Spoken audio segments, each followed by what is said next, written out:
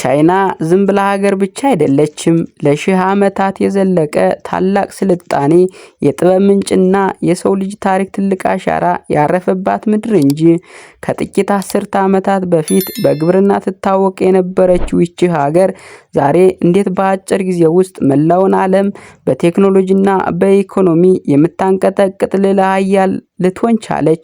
ከጥንታዊው ታላቁ ግብጽ ጽናት ጀርባ ያለው ሚስጥር ምንድነው? ዛሬ በዚህ ቪዲዮ የቻይናን አስደናቂ ጉዞ ከጥንት ስልጣኔ እስከ ዘመናዊ አስገራሚ ቴክኖሎጂ እድገት ድረስ በጥልቀት እንቃኛለን። ሰላም ጤና ይስጥልኝ፣ ሚስተር ሞላ ነኝ። አብራችሁን ቆዩ።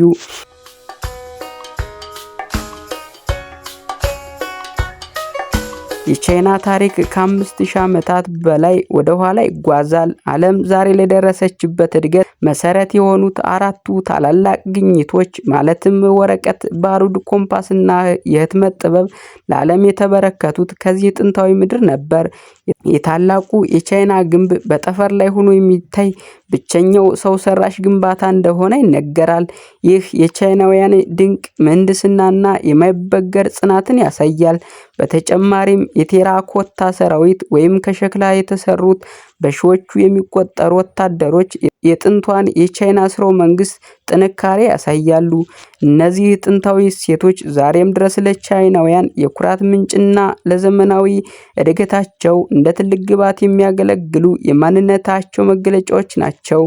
ብዙዎቻችን ሜዲን ቻይና የሚለውን ጽሑፍ በሁሉም እቃዎች ላይ እናያለን። ነገር ግን ቻይና እንዴት የዓለም ፋብሪካ ልትሆን ቻለች?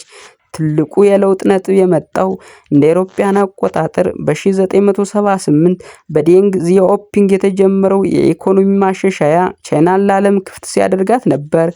በአራት አስርተ ዓመታት ውስጥ ብቻ ከ800 ሚሊዮን በላይ ዜጎቿን ከድህነት አውጥታለች። ይህ በሰው ልጅ ታሪክ ታይቶ የማይታወቅ ታላቅ ስኬት ነው። ለምሳሌ ሼንዘን የተባለችው ከተማ በ1980ዎቹ አነስተኛ የአሳ ማስገሪያ መንደር ነበረች። ዛሬ ግን ከ20 ሚሊዮን በላይ ሕዝብ የሚኖርባትና የዓለምን የኤሌክትሮኒክስ መዲና በመባል የምትታወቅ የንግድ ማዕከል ሆናለች። ይህ የቻይና የኢኮኖሚ እድገት በፍጥነት በየቀኑ አዳዲስ ሰማይ ጠቀስ ህንፃዎችና ግዙፍ ድልድዮችን ለዓለም እያበረከተ ይገኛል። ቻይና ዛሬ በቴክኖሎጂ ረገድ ማንም ሊቀድማት የማይችል ደረጃ ላይ ደርሳለች። በሰው ሰራሽ አስተውሎት ወይም በአርቲፊሻል ኢንቴሊጀንስ፣ በ5G ቴክኖሎጂ እና በኤሌክትሪክ መኪና ምርቶቿ ዓለምን እየመራች ትገኛለች። በዓለም ላይ ረጅሙን የፈጣን ባቡር መስመር የገነባችው ቻይና በሰዓት ከ400 ኪሎ ሜትር በላይ የሚጓዙ ባቡሮችን ለአገልግሎት ክፍት አውላለች። በተጨማሪም የዲጂታል ክፍያ ስርዓቷን በማዘመን የጥሬ ገንዘብ አጠቃቀምን ወደ ታሪክ እየቀየረችው ትገኛለች። ዛሬ በቻይና ትልልቅ ከተሞች ውስጥ እንደ ዊቻት እና አሊፔ ባሉ አፕሊኬሽኖች አማካኝነት ያለ ሞባይል ስልክ መንቀሳቀስ የማይታሰብ ሆኗል። ከመንገዱ ዳር አትክልት እስከ ትልቅ ሆቴሎች ድረስ ክፍያ የሚፈጸመው በQR ኮድ ብቻ ነው። ምንም እንኳን ቴክኖሎጂ እጅግ ቢርቅም ቻይናውያን ጥንታዊ ባህላቸውንና ወጋቸውን በጭራሽ አልዘነጉም።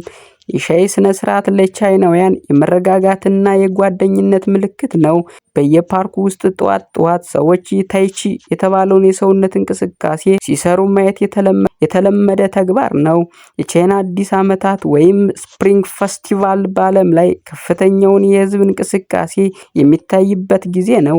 በሚሊዮን የሚቆጠሩ ቻይናውያን ከቤተሰቦቻቸው ጋር ለመገናኘት ረጅሙን ርቀት ይጓዛሉ። ይህ ዘመናዊነትና ጥንታዊነት፣ ቴክኖሎጂና ባህል ተስማምተው የሚኖሩባት ልዩ ሀገር ቻይናን ለየት ያደርጋታል። የቻይና ጉዞ ገና አላበቃም። ብዙ ፈተናዎችና ውዝግቦች ቢኖሩባትም የወደፊት ዕጣ ፈንታዋ ግን ብሩህና ዓለምን የሚቀይር ይመስላል። የዓለምን የወደፊት አቅጣጫ በመወሰን ረገድ የቻይና ሚና ላቅ ያለ ሆኖ ይቀጥላል። ዛሬ የነበረን ቆይታ ይህንን ይመስላል። ቪዲዮውን ከወደዳችሁት ላይክ እና ሰብስክራይብ በማድረግ ቤተሰብ ይሁኑ። አብራችሁን ስለቆያችሁ ምስጋናችን እጅግ ላቅ ያለ ነው። በሌላ ቪዲዮ እስክንገናኝ በዚሁ እንሰናበታለን።